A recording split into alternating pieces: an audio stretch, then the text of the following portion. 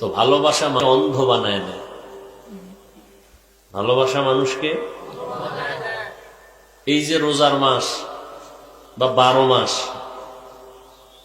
যারা কর্মচারী শ্রমিক রডের ফ্যাক্টরিতে কাজ করে, এক মনের বোঝা মাথায় নিয়ে যায়, কাঁধে নিয়ে যায়,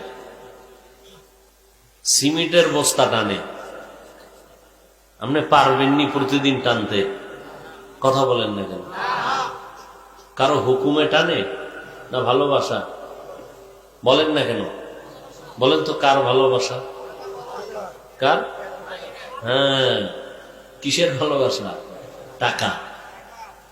টাকার ভালোবাসায় সে দিন রাত 24 ঘন্টা কার্টুন হয়ে গেছে, শরীরে কিচ্ছু নাই, কিন্তু সিমেন্টের বস্তা লয়ে দৌড়ায়, রড মাথায় নিয়ে কাঁধে নিয়ে দৌড়ায়। টাকার মোহাব্বত, ভালোবাসা অন্ধ হয়ে গেছে। কিন্তু আশ্চর্য বিষয় হলো, এই যে ভালোবাসাটা নিজের জন্য না, মাইয়া বলার জন্য। নিজে খাইয়ে থাক না খাইয়ে থাক চিন্তাও করে না, পাইলে খাইলাম না পাইলে নেই, কত জায়গায় গিয়া ঝক। তাহলে ভালোবাসা, মোহাব্বত মানুষকে অন্ধ বানায় দেয়।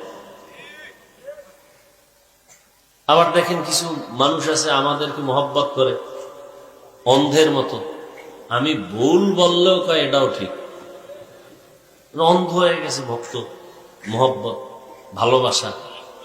কিছু পীর সাহেবের মুরিদ আছে, এরা এত ভক্ত, পীর যদি জাহান্নামে নেয় বলে তো যাবো, কোনো টেনশন নেই, তুমি চুপ থাকো, আমি জাহান্নামে যাব, তারপর আমি পীরের ছাড়ব। ভালোবাসা অন্ধ হয়ে গেছে। আল্লাহ ভালোবাসার দিয়া দাবি দিতেছেন। আগে ভালোবাসার শব্দ ব্যবহার করছেন, বন্ধু বলছেন। আমরা সবাই আল্লাহর গোলাম, দুনিয়ার কেউ কারো কোনো গোলামকে বন্ধু বলে না। আল্লাহ আমাদেরকে বন্ধু হিসাবে গ্রহণ করে নিয়েছেন।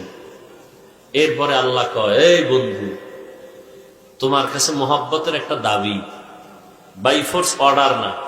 দেখেন, সরকার অর্ডার দিল কি মাস্ক পরতে হবে। কেন? তাহলে তোমার স্বাস্থ্য সুরক্ষা হবে। তাহলে এটা সরকার যে অর্ডারটা দিল কল্যাণে দিছে না? কথা বলেন না কেন? উপকারের জন্য, ভালোবাসা না? কিন্তু এটা ভালোবাসা নেই। দিছে ঠিক, সামনে লাডিওলা খাড়া করাই দিছে, না করলে, না মানলে ফিডা, হ্যান্ডকাপ লয়ে রেডি আছে। যদি সরকারের আইন অমান্য করো, বাই ফোর্স অর্ডার, এটা করো, না করলে একে ধরো, জেলখানায় নাও, মামলা দাও, আগে থানায় নিয়ে ফিডাও, পরে যা দেখা যায় দেখা যাইব। আল্লাহর অর্ডার কেমন? আল্লাহ বাই ফোর্স অর্ডার দেয় নেই, না মানলে তোমার জন্য লাঠিওয়ালা দাঁড়ানো এটাও বলে নাই। আল্লাহ খুব মায়া লাগায় বলতেছেন, ও বন্ধু, তোমার উপরে একটা কাজ আমার পক্ষ থেকে নির্ধারণ করা হয়েছে, তুমি করবানি? তো বন্ধু চিন্তা করে কি কাজ আবার দেয়, যদি না পারি, না না না, কোনো ভয় নেই। কামা কুতিবা আলাল্লাযীনা মিন ক্বাবলিকুম, এমন একটা কাজ যেটা তোমার পূর্বে যারা ছিল এদের উপরেও এই কাজটা করার আদেশ দেওয়া হয়েছিল।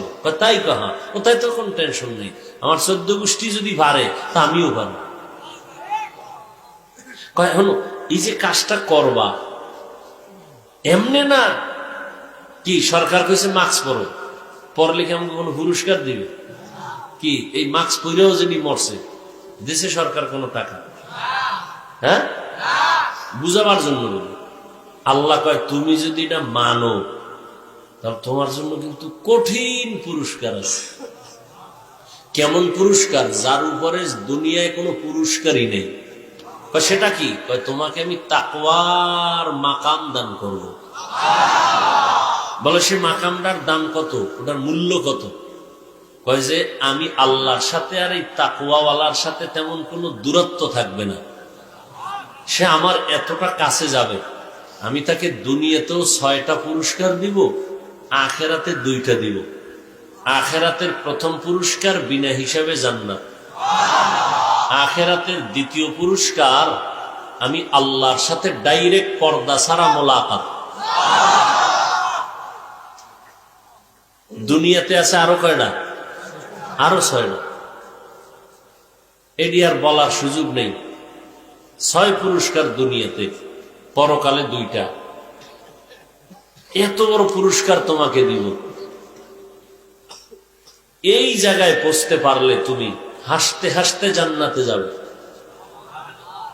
তোমার জন্য জান্নাতে সবাই ঢুকবে যে কোনো দরজা দিয়ে না, তোমার জন্য একটা স্পেশাল দরজা রাখছে।